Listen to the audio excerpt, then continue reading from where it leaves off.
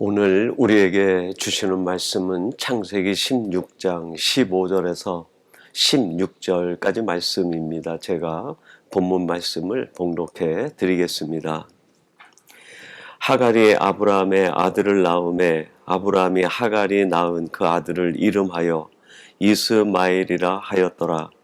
하갈이 아브라함에게 이스마엘을 낳았을 때에 아브라함이 86세였더라. 아멘. 오늘 창세기 강의 68번째 시간은 주신 말씀 창세기 16장 15절에서 16절 말씀을 갖고 이스마엘에게 없는 것이라는 제목으로 하나님의 말씀을 전하도록 하겠습니다. 러시아가 페레스트로이카를 하면서 서방에 문호를 개방하게 되면서 선교사님들이 대거 러시아로 입국하게 되었습니다. 그 무렵에 저도 러시아에 가서 러시아 선교사님과 함께 사역지를 돌아보았는데 그때 러시아에서 사역하고 계셨던 이흥래 선교사님께서 당신이 러시아에서 사역하다 보니까 러시아에 없는 것 3가지가 있더라 하는 이야기를 했습니다. 첫째는 말씀이 없다라고 이야기했습니다. 제가 그 러시아에 가보니까 러시아에는 이미 그 러시아 정교회가 무수한 교회를 이루고 있었습니다. 조그만 마을에도 그 정교회 템플이 자리를 잡고 있었습니다. 그렇게 많은 성전이 있는데 말씀이 없다는 거예요. 한번 제가 그 러시아 정교회를 방문을 했습니다. 근데 예배 드리러 오는 사람들이 말씀을 듣는 것이 아니라 입구에 들어오면서 가느다란 초를 하나 사가지고 들어옵니다. 그래서 맨 앞에 강단에 와가지고 그 초에 불을 붙여서 모래 상자 위에 꽂아놓고 나가는 거예요. 말씀을 듣고 말씀을 쫓아 사는 것이 아니라 오직 자신의 소원만을 빌며, 그것도 기도가 아니라 초에다가 불을 붙여서 그 초로 하여금 대신 자신의 기도를 하게 하는 철저하게 우상에 빠져있는 신앙인들의 모습을 보았습니다. 성전은 있으나 말씀이 없는 러시아. 그리고 두 번째는 진실이 없다라고 이야기를 하셨습니다. 그 러시아에 있는 사람들이 일을 하다가 결정적인 순간에 실수를 하더라도 잘못을 인정하지 않는다는 거예요. 러시아 사회가 공산주의 시야에 오래 있다 보니까 잘못을 인정한다는 것은 곧 죽음을 의미했기 때문입니다.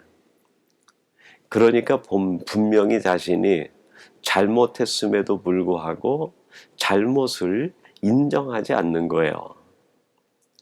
그러다 보니까는 그 사회 전체가 거짓 사회로 서로가 서로를 속이는 그런 비윤리적인 사회로 변해가고 말았다.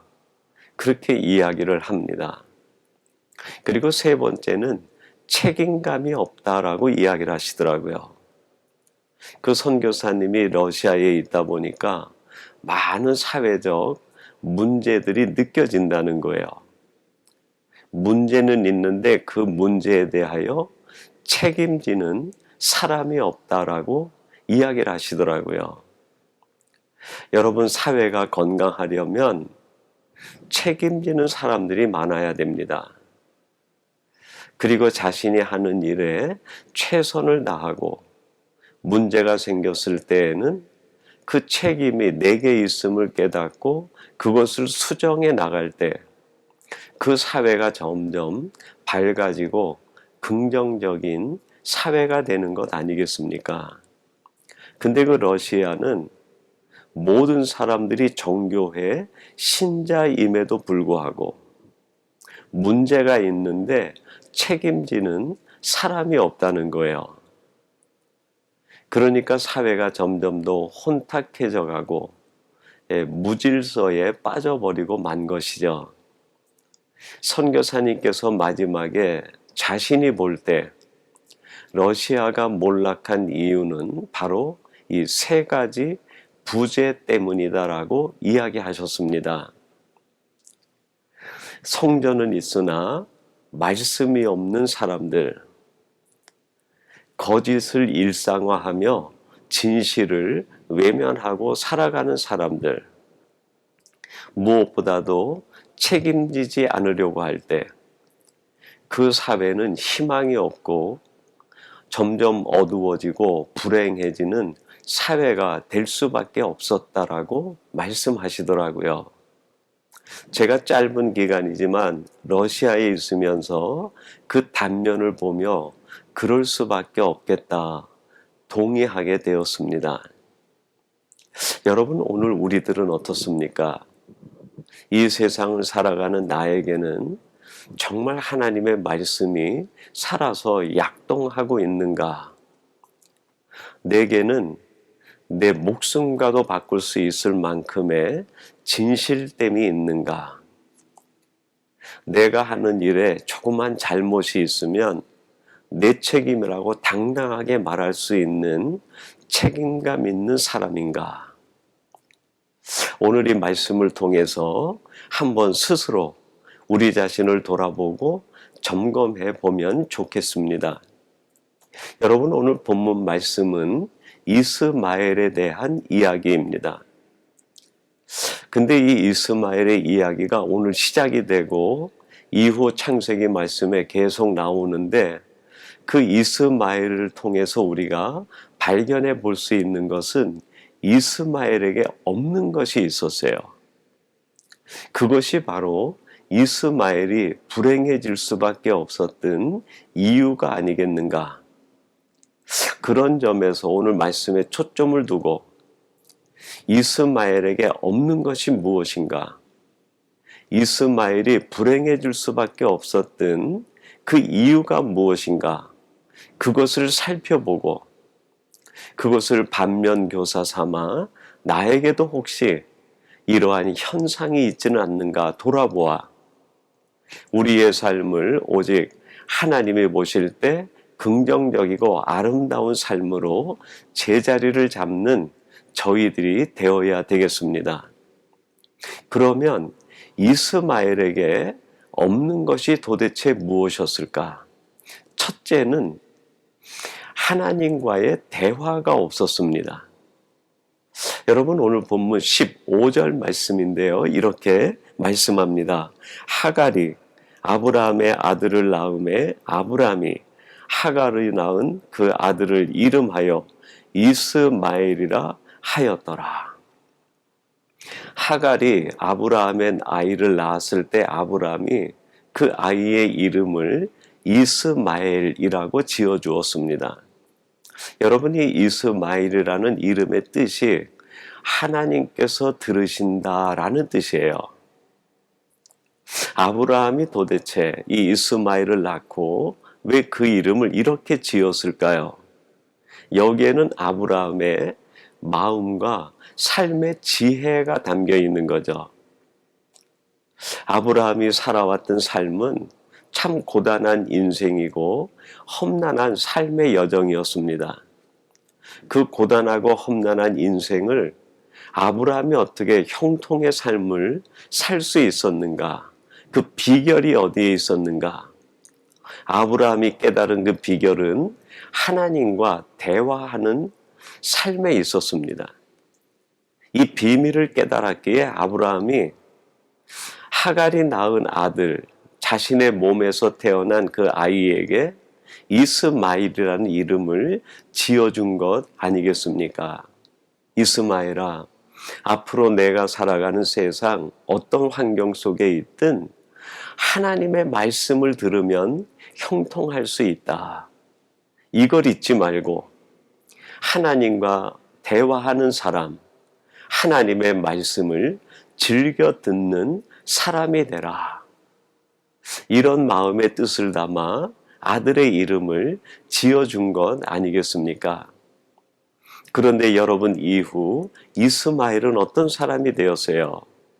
하나님의 말씀을 무시하고 외면하고 귀를 닫아버리는 어리석은 사람이 되고 말았습니다. 이것이 바로 이스마엘이 불행해질 수밖에 없었던 첫 번째 이유였던 것입니다. 여러분, 이와 유사한 과정을 통해서 태어난 아들이 있었습니다. 사무엘입니다. 한나가 자식이 없어서 하나님 앞에 올라가 눈물로 기도했을 때 하나님께서 그의 기도를 들으시고 아들을 허락해 주셨죠. 그때의 한나가 이 아들의 이름을 사무엘이라고 짓습니다. 그게 사무엘상 1장 20절 말씀인데 이렇게 말씀합니다. 한나가 임신하고 때가 이름에 아들을 낳아 사무엘이라 이름하였으니 이는 내가 여호와께 그를 구하였다 함이더라. 한나가 정말 하나님 앞에 기도하고 간구하여 아들을 낳았을 때 서운한 게 있어요. 그게 뭡니까? 이 아이가 젖을 떼면 하나님의 집에 이 아이를 맡겨 키우겠습니다. 하나님께 드리겠습니다. 근데 이 한나가 하나님의 집, 엘리 제사장이 있는 그 집에 올라가 기도할 때마다 바라본 그 집의 형편은 정말 험난한 최악의 상황이었어요. 사무엘상이 말하는 바 홈리의 두 아들, 이 엘리의 두 아들 홈리와 비느하스는 불량자라고 얘기했습니다. 정상적인 사고가 통하지 않는 사람이에요. 근데 이 한나가 아이를 낳아서 그 집에 맡겨두게 되면 바로 이 두 아들의 그 지배 아래, 그늘 아래 들어가는 거 아닙니까? 그 속에서 어떻게 하면 내가 기도로 낳은 이 아들이 그 환경을 이기고 살아갈 수 있을까? 기도하고 곰곰이 생각하다가 지어준 이름이 사무엘이었습니다. 사무라는 말은 듣다, 엘은 하나님. 그래서 그 이름의 뜻이 하나님의 말씀을 들으라, 하나님의 말씀을 듣는 자, 그런 뜻이에요. 한나의 마음이 어떤 마음입니까? 사무엘아, 이제 내가 어떤 환경, 어떤 사람들 속에 있든지 이것 하나만 명심해라. 오직 하나님의 말씀을 듣기만 하면, 그리고 그 말씀을 쫓아 사는 사람이 되면 하나님이 반드시 너를 형통케 해 주실 것이다 하는 마음의 바람에서 그 아들의 이름을 사무엘이라 지은 것이죠. 여러분, 이후에 이 사무엘은 어떤 사람이 됐습니까? 오직 하나님의 말씀을 듣는 사람, 말씀을 쫓아 사는 사람이 됐어요. 이렇게 말씀을 듣는 사람을 통해 사사시대, 성경이 말하는 가장 어두운 시대가 끝나고 새로운 왕정시대, 새 시대가 열렸습니다. 여러분, 하나님은 어떤 사람을 통하여 새 역사, 새 일을 이루실까요? 그렇습니다. 하나님의 말씀을 가까이 하고 그 말씀을 즐겨 듣고 그 말씀을 쫓아 사는 사람을 통해 새 역사를 이루시고 새 시대를 만들어 가시는 줄로 믿습니다. 오늘 이 말씀을 함께 나누는 사랑하는 성도 여러분, 여러분들이 이 시대에 바로 하나님의 말씀을 즐겨하고 말씀을 가까이 하고 말씀을 쫓아 사는 사람이 되므로 여러분을 통하여 이 혼란한 세상이 점점 밝아지는 아름다운 세상이 되는 놀라운 일들이 일어나게 되기를 주님의 이름으로 축원합니다. 두 번째로 이스마엘에게는 거룩함이 없었습니다. 여러분, 창세기 21장 21절에 보면 이스마엘에 대한 이야기가 나오는데 이런 이야기입니다. 그가 바란 광야에 거주할 때에 그의 어머니가 그를 위하여 애굽 땅에서 아내를 얻어 주었더라. 하갈이 이스마엘을 위해서 바란 광야, 아브라함의 품을 떠나고 하나님을 등지고 멀리 떠나 사는 그에게 애굽 사람을 아내로 얻어 주었다는 거예요. 여러분, 성경이 말하는 애굽은 하나님 나라와 반대를 의미합니다. 하나님의 거룩함과 반대를 의미하는 거죠.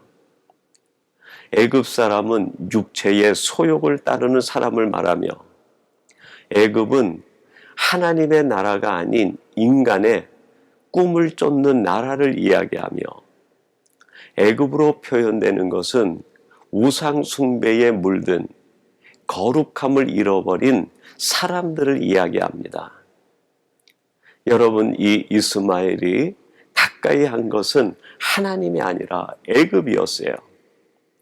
하나님의 거룩함이 아니라 인간의 육체의 소욕을 따르는 삶을 선택하게 됩니다. 즉, 거룩을 잃어버리는 사람이 되고 말았던 거예요. 창세기 21장 11절에 아브라함이 이런 탄식을 합니다. 아브라함이 그의 아들로 말미암아 그 일이 매우 근심이 되었더니. 물론 이 말씀의 원래 배경은 이스마엘과 이삭의 갈등이었어요. 그 일이 근심이 되었지만 그 근심이 확장되어서 이해한다고 하면 하나님의 뜻 거룩함을 쫓지 못하고 육체의 소욕을 따라 살아가는 거룩함을 잃어버린 이스마엘에 대한 아브라함의 탄식이고 근심 아니겠습니까? 사랑하는 성도 여러분, 이 땅을 살아가는 우리들을 바라보며 하나님이 근심하실 때가 있어요. 언제입니까? 바로 우리들이 거룩함을 잃어버릴 때입니다. 우리들이 거룩함을 잃어버리고 아무리 세상에서 많은 것을 누리고 산다 하여도 거룩함을 잃어버린 그 한 인생을 바라보시는 아버지의 마음은 근심할 수밖에 없는 겁니다. 그러나 여러분, 우리들이 세상에서 어떤 환경, 어떤 일을 당하든 그 가운데서도 거룩함을 유지하고 살아가면 아버지 하나님께서는 그 일을 통해 기뻐하시고 그 사람을 반드시 지켜 주실 줄로 믿습니다.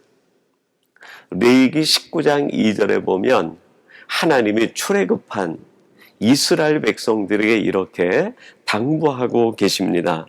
너는 이스라엘 자손의 온 회중에게 말하여 이르라. 너희는 거룩하라. 이는 나 여호와 너희 하나님이 거룩함이니라. 애굽에서 나온 이스라엘 백성들에게 하나님께서 가장 먼저 당부하신 말씀이에요. 너희는 거룩하라.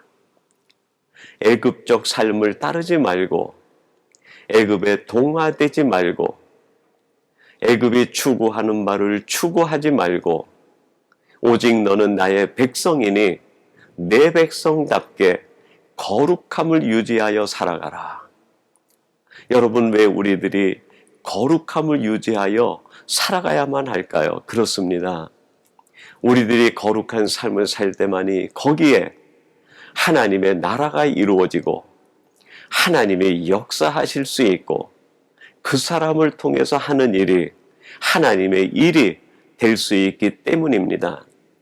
오늘 이 말씀을 함께 나누는 사랑하는 성도 여러분, 여러분이 살아가는 삶의 현장에서 거룩함을 유지함으로 여러분의 삶 자체가 하나님 나라를 이루는 도구가 되시고 여러분을 통해서 하나님의 뜻이 이루어지는 놀라운 축복을 누리는 하나님의 사람들이 되시길 주님의 이름으로 축원합니다. 마지막 세 번째로는 감사가 없었습니다. 여러분, 창세기 17장 20절 하나님께서 이스마엘에게 이런 약속을 주셨어요. 이스마엘에 대하여는 내가 내 말을 들었나니 내가 그에게 복을 주어 그를 매우 크게 생육하고 번성하게 할지라. 그가 12두령을 낳으리니 내가 그를 큰 나라가 되게 하려니와. 하나님께서 이스마엘에게 복을 내리시고 축복을 약속하십니다. 내가 너를 번성케 하고 큰 민족이 되게 하고 내 자손에서 태어나는 아이들이 12두령이 되게 하여 내가 너를 큰 민족으로 세우겠다. 하나님으로부터 놀라운 약속과 축복을 선물로 받은 겁니다. 그러면 마땅히 이스마엘은 하나님께 감사와 찬송과 영광을 돌려야 되는 거 아닙니까? 근데 이스마엘의 이야기 전체를 보아도 그 어디에도 감사가 없어요.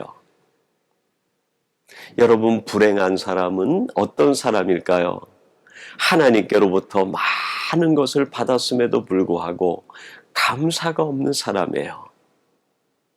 디모데후서 3장 2절은 마지막 때 사람들의 악한 모습을 이야기하고 있는데 그 중에 하나가 감사치 않은 것이다 라고 이야기합니다. 제가 한번 말씀을 봉독해 드리겠습니다. 사람들이 자기를 사랑하며 돈을 사랑하며 자랑하며 교만하며 비방하며 부모를 거역하며 감사하지 아니하며 거룩하지 아니하며.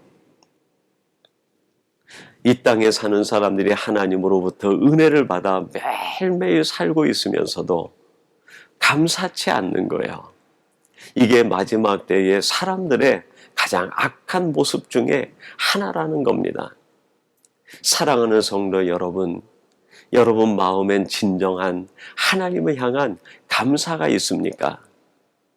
내가 지금 살아있는 것은 내 능력이 아니라 하나님이 주신 은혜 아닙니까? 우리의 가정, 우리의 자녀들이 지금 이렇게 형통하여 살아가고 있는 것은 내가 능력이 있어서가 아니라 하나님이 붙들어 주시고 책임져 주신 까닭 아닙니까? 그럼에도 불구하고 혹시 우리 마음에 감사가 사라져 있는 것은 아닙니까? 여러분이 이스마엘은 하나님으로부터 이 많은 것을 받아 누리고 있으면서도 감사가 없었어요. 오히려 하나님을 향해 원망과 적대감으로 살아가게 됩니다. 창세기 28장 18절에 이렇게 말씀합니다. 그 자손들은 하일라에서부터 아수르로 통하는 애굽과 술까지 이르러 그 모든 형제의 맞은편에 거주하였더라. 이스마엘의 자손들, 이스마엘을 비롯하여 그들 마음에 가지고 있는 것이 뭡니까? 하나님 맞은편에 거하여 살았다라고 이야기합니다. 여기에 맞은편이라는 말은 대항하여라는 뜻이 담겨있어요. 이스마엘과 그의 후손들이 하나님이 그 많은 것을 주셨음에도 불구하고 늘 하나님을 대항하여 하나님을 적대감을 품고 살아갔다는 거예요. 다른 말로 표현하면 원망과 불평으로 적대감으로 살아갔다는 겁니다. 이게 얼마나 불행한 인생의 모습입니까? 여러분, 우리는 하나님이 주신 것에 대하여 진정한 감사의 삶을 살아야 되겠습니다. 어거스틴이 이런 말을 했습니다. 그리스도인에게는 믿음, 소망, 사랑이 절대적으로 필요하다. 그 위에 하나를 더한다고 하면 감사다라고 이야기했습니다. 여러분, 우리 크리스찬들이 하나님 앞에 살아갈 때 믿음과 소망과 사랑으로 살아가는 것 얼마나 중요한지 모릅니다. 근데 그 중에 하나를 더한다고 하면 감사하는 거예요. 감사로 살아갈 때 하나님의 은혜는 더 내게 쏟아지게 됩니다. 감사로 살아갈 때 내 삶은 더 평안을 누리게 됩니다. 감사로 살아갈 때 우리는 그 속에서 형통의 길을 발견하게 됩니다. 사랑하는 성도 여러분, 오늘 말씀을 통하여 이스마엘은 하나님으로부터 엄청난 은혜와 축복을 누렸음에도 불구하고 불행하게도 그에게 없는 것 3가지가 있었어요. 하나님과의 대화가 없었습니다. 그의 삶에 거룩함이 없었어요. 무엇보다도 하나님이 주신 것에 대한 감사가 없었습니다. 이것이 바로 이스마엘의 불행의 이유요, 몰락의 까닭이었어요. 우리는 이 사실을 깨달아 늘 하나님과의 깊은 대화의 사람으로 하나님 앞에서 늘 거룩함을 지키며 내게 무엇을 주셨든 감사함으로 살아갈 때 하나님께서는 여러분을 형통케 하시고 여러분에게 만 가지 은혜를 부어 주실 줄로 믿습니다. 이것을 받아 누리는 복된 성도들이 되시기를 주님의 이름으로 축원합니다. 우리 같이 기도하겠습니다.